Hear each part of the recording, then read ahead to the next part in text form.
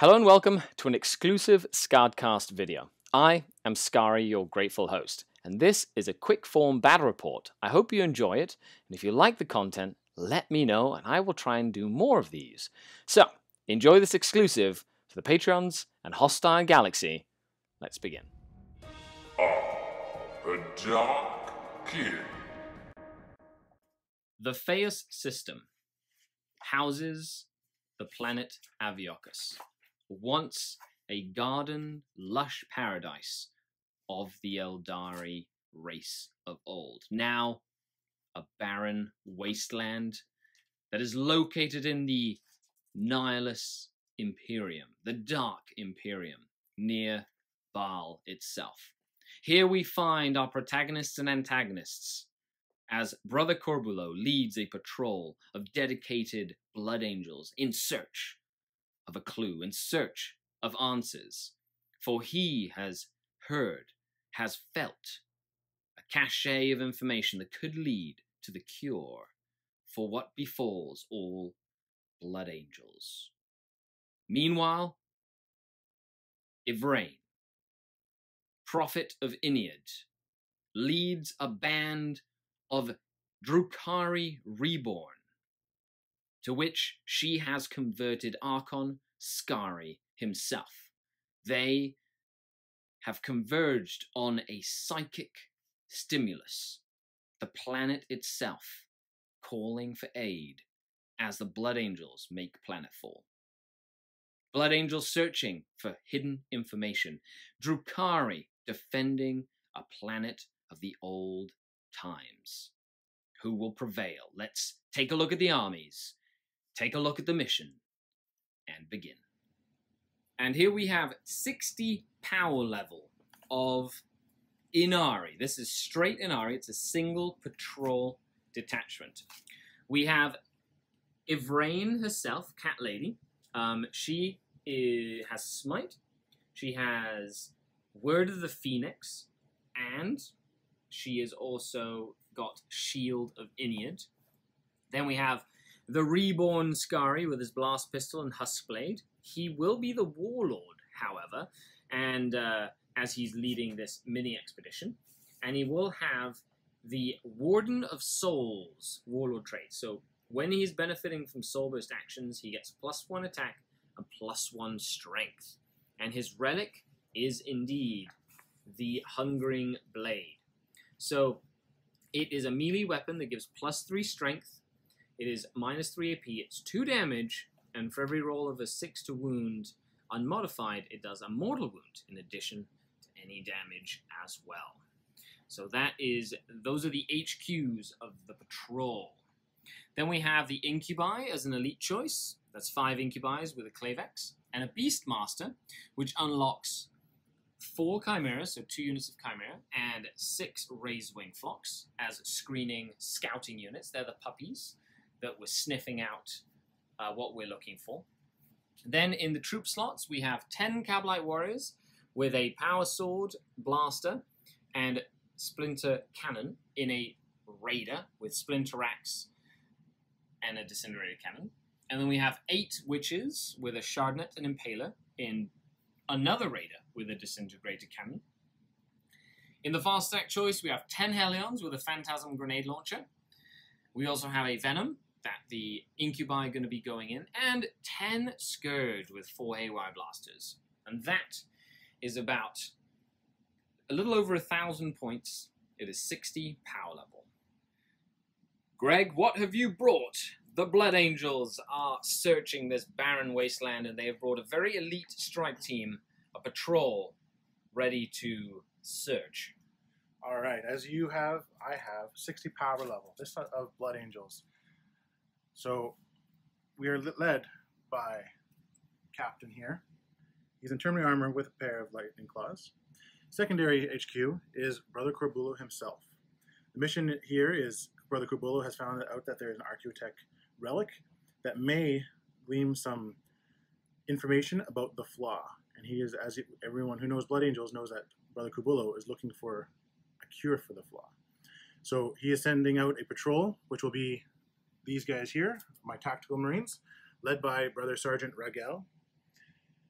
with a power fist in that squad also with a heavy flamer and a plasma gun. In addition to that, we're sending out some scouts to clear the battlefield of any enemies and to get an early look at some of these relic positions. In the background here, we have a support force ready to come in as necessary. We have a unit of Terminator Squad here with a heavy flamer. The Rhino that you saw there earlier is for Brother Sergeant Regel's tactical squad for some quick movement to keep up with the scouts. And of course, we have Sanguine Reaper here, Storm Raven gunship. With lots and lots of Dakka. And with that, that's a little over 1,000 points as well. It's 60 power level. Let's get on to the mission and deployment. Today we are playing Patrol. It's a Crucible of War mission from the Warhammer 40,000 main rulebook, where we'll have an attacker and a defender. In this case, the Ynnari forces will be the defenders, and the Blood Angels are the attackers. We are each using a patrol detachment, and we have different stratagems that we can use, attacking and defending stratagems.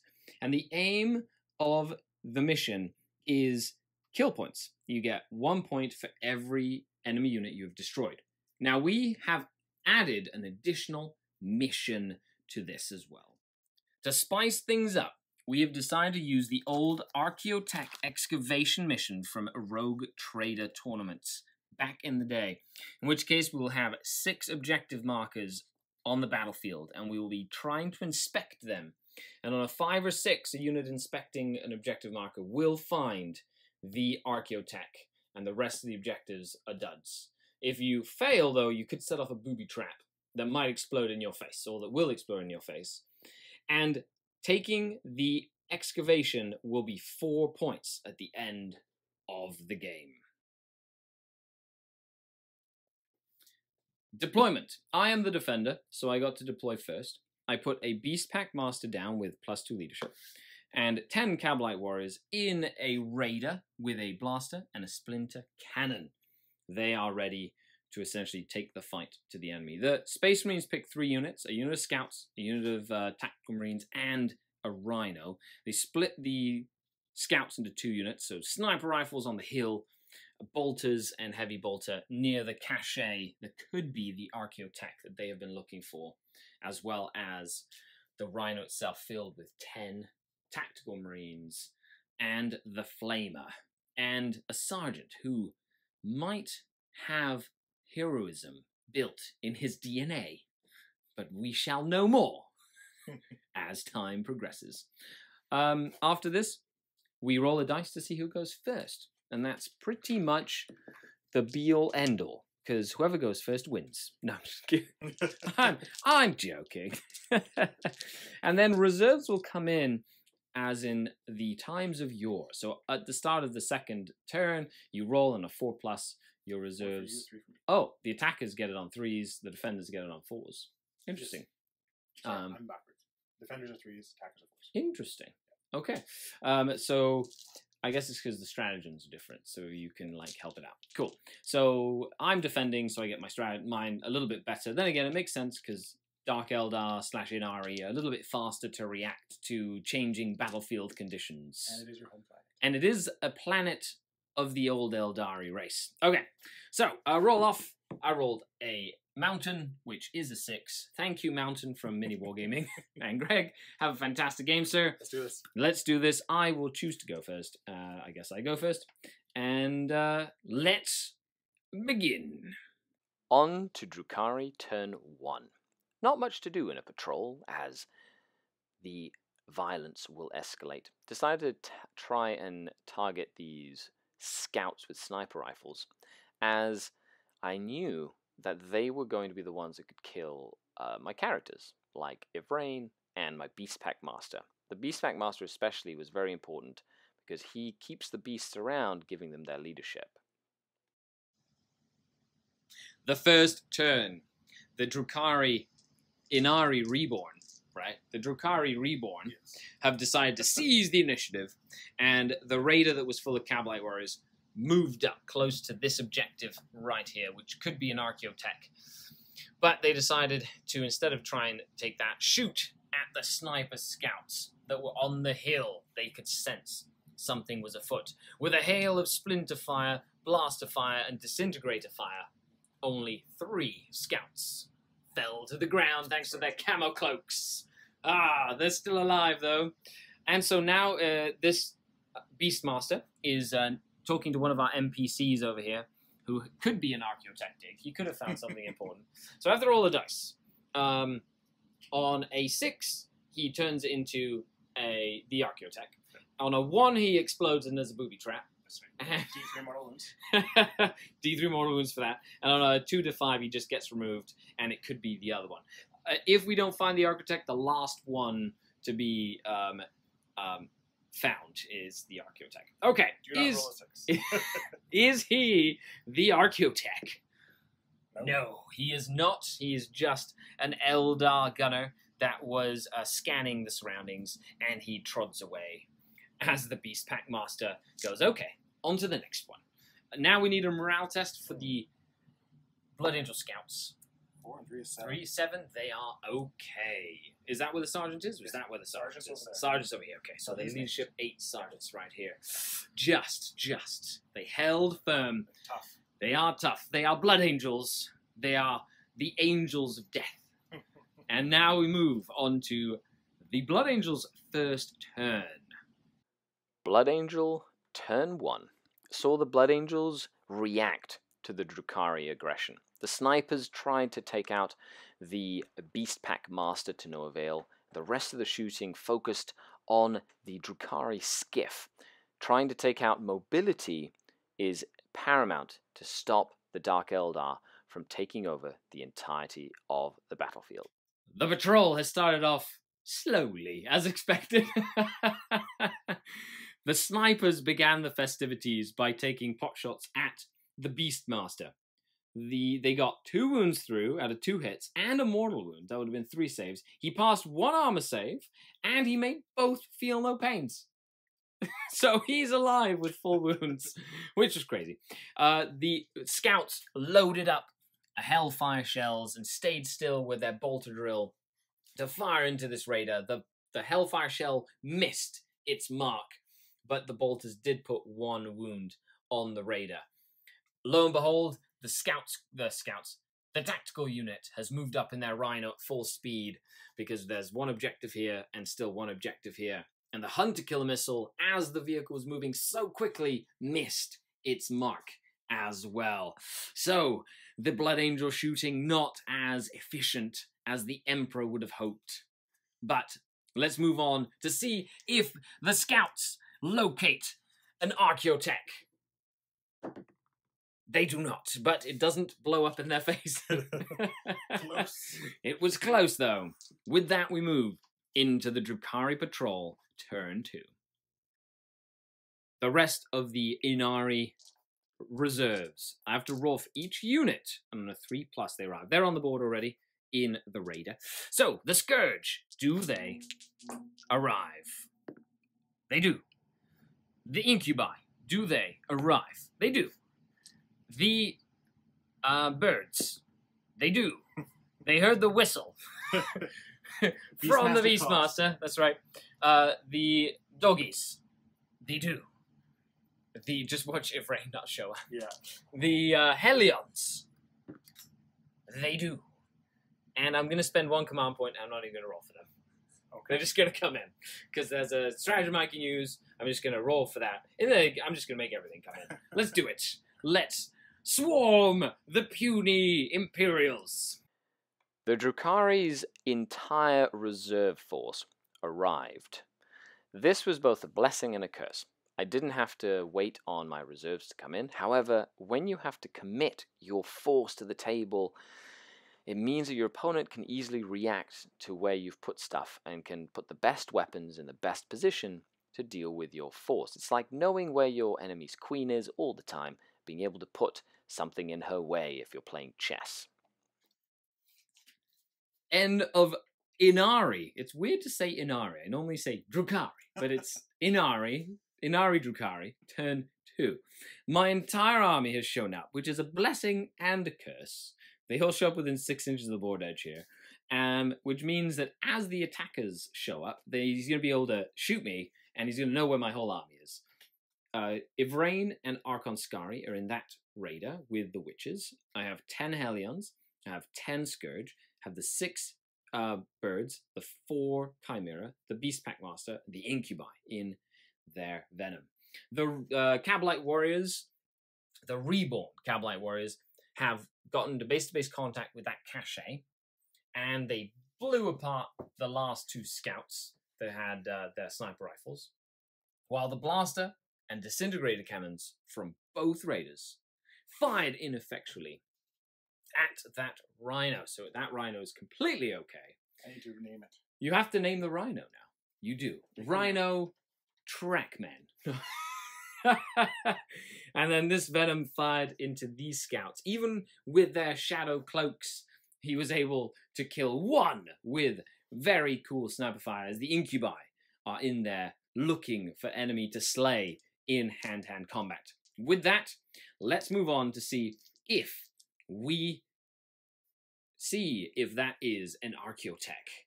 Is it what we came for? Hiya! It is not. Yes. And the Space Marines rejoice as the last little servo skull just happens to be what we were looking for all along. Imperial technology finds what we want. Oh my goodness, that servo skull has all the answers. Uh-oh. So it's going to act like an objective. At the end of the game, the army that controls it gets 4 points towards the mission to see who wins or loses. So now it's a rush for the brush. Let's move on to Blood Angels. Turn 2. The Blood Angels sense that this is important. They know it's important. Therefore, the order is given to pull back, do a tactical retreat, and wait for reinforcements. The Rhino with the entire tactical squad has moved behind this alien forest, while the scouts have decided to sell themselves dearly to stall the enemy attack. With that, the call is made to Corbulo, the captain, and his retinue of Terminators, and they will arrive on 4 pluses. All right, first we'll roll for Corbulo and his Storm Raven. Oh, he shows up with the heavy firepower. Very, very useful, as he's got las cannons on this Next, baby. we got our captain with the lightning claws. He decides to stay off, tactically looking at the battlefield, because he's got close combat weapons, waiting for the right time to strike. Sitting in their battle barge. And the Terminators are staying with him as well. But Sure. Corbulo, who came to this planet on the first place, has brought the heavy firepower. Let's see what a Storm Raven can add to the fight. The High Priest of the Blood Angels arrives on the battlefield in his ride, opening up, shooting, trying to set the stage for the rest of the game as the horde of drukhari close in on the cache of information. Brother Corbulo comes down in his Storm Raven, ready to open up, and las cannons blazing, multi-meltas blazing. 2 wounds on this raider. The very extreme shenanigans from this pilot prevented damage. More like he missed, like everything. Yes.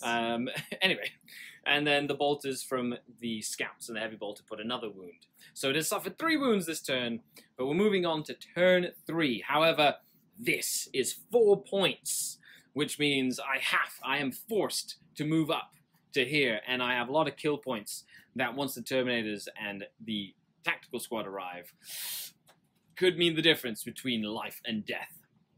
With that, the drukhari surge forth as they get ready to activate the webway gate and bring in even more reinforcements.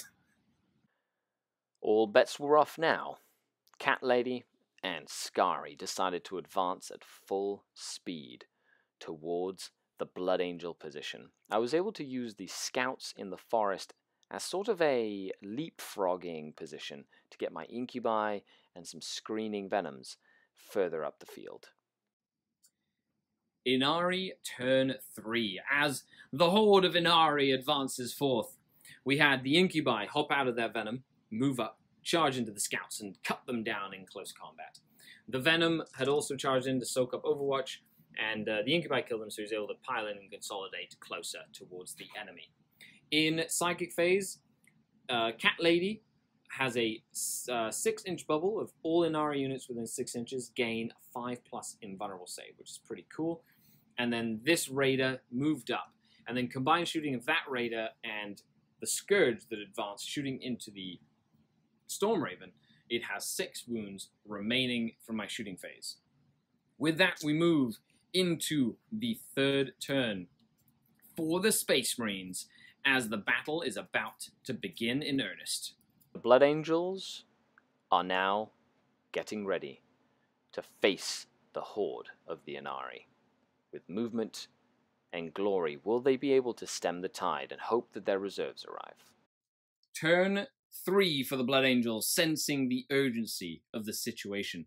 The Storm Raven has decided to advance this way really fast. Well, not advance, but he dropped off Brother Corbulo. The Tactical Squad has come out, ready to hold the line against all odds, while the Rhino's moving to intercept the Incubi to force them to fight it so they cannot charge next turn. So let's move and see if the reserves arrive.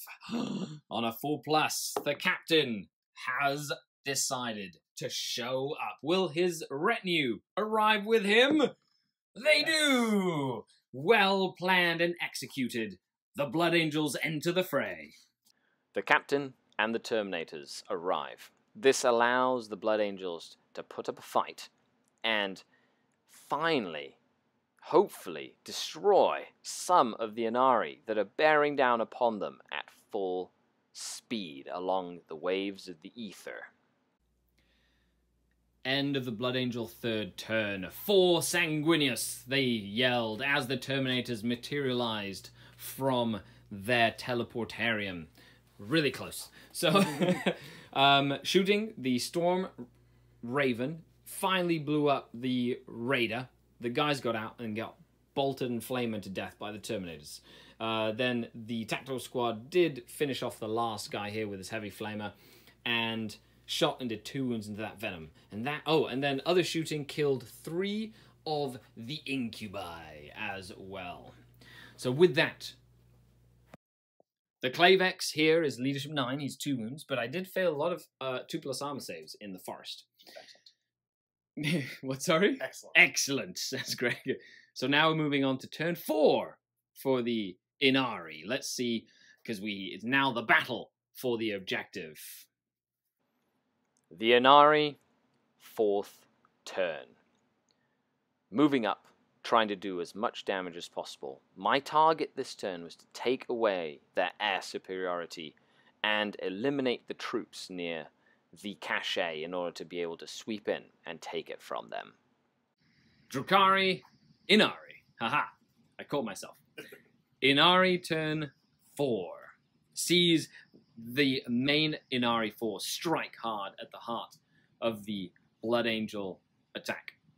There wasn't a lot of shooting. Actually, my shooting was very ineffectual this turn. I just made a lot of saves this round. Yeah, I did charge the birds into the Storm Raven that suffered no damage from the Haywire. I did do 2 wounds with the birds, so it's down to 4 wounds remaining. I did 6 wounds in combat, essentially, and then some shooting into the Rhino because my Archon's blast pistol failed miserably. And then I charged the Witches and the Archon into the Tactical Squad, and with a fateful reroll on a 6+, the Sergeant has survived. Tell us more about it. Well, let's go. He's suffered a lot of wounds here. 9 of his brothers have run away. What leadership is he? 9. He's leadership 8. So, -9. -9. So he's going to run. He will run, because I have no command points to do it. So he will turn tail and run. However, he did not get cut down by the Archon. Right. And he did cause some wounds back in return. He did. He did 2 wounds on the Archon, punching him in the face with his Shadow Field. That's right. I mean, with his Power Fist, because I took it on his regular save. Not the Shadow Field, because I didn't want the Shadow Field to short out at the wrong moment. Right. But I still have a whole bunch of Terminators to deal with. The Witches have the elite of the elite right next to them. So, moving on to turn 4, as the Sergeant turned tail, he held the tide just long enough. And now it's up to the rest of the Blood Angels. On to Blood Angel, turn 4. The Blood Angels are reeling. The Terminators and Captain are still very much alive. If they do enough damage, they can take the cache. If the Rhino survives, they will be my Hellions and Incubi will be unable to join the fight. And bad placement on my part meant that that Razorwing was able to completely annihilate Cat Lady that was pivotal to the Ynnari cause. End of Blood Angel turn 4. What a tragic end for the Blood Angel captain that charged into Archon Skari after the Terminators wiped out all the witches in great fashion, just cleared them all out. The blast pistol hit the captain as he ran in, doing 3 wounds, which then he killed the witches, which gave me soul burst action, so strike first for the Archon and the Hellions, essentially. And he charged and he did attack with the Terminators, and they put 2 more wounds, but did not crack his Shadow Field with the Power Fist. And then my Archon got to swing at the captain and killed the captain. He failed 2 saves, and with his special weapon that does 2 damage, killed the captain. And then in return, he passed his Shadow Field saves against Corbulo's attacks. And then the Hellions did 8 damage to that Rhino and cracked the Rhino open, ready to move in to turn 5 as we move in to the end of the game.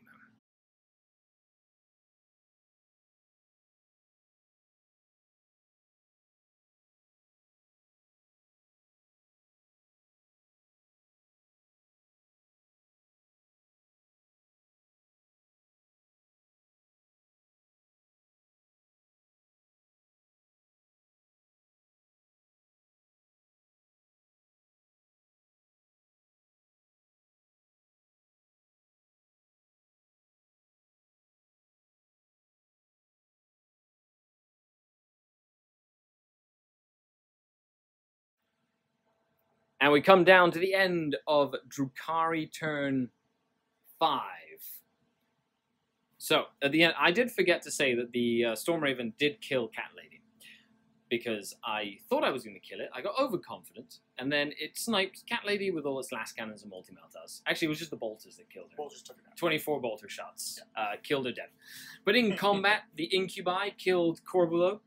The Puppies and the Archon killed 3 more of the Terminators. However, the Sergeant bravely stabbed the Archon with his power sword, and the Shadow Field shorted out, and the Archon fell. With that, the game will be over, because he will not be able to contest that right now. But that is an Ynnari victory. However, Corbulo was around the cache long enough. He might have been able to take some of the information before he was emergency teleported back to the strike cruiser. So we will see what happens in the next installment of the Trials of the Blood Angels, and to see whether or not the followers of Ynnari will want revenge on the Monkai. Thanks a lot for watching, guys. This has been Skari, your grateful host, and Greg. Thanks for having me.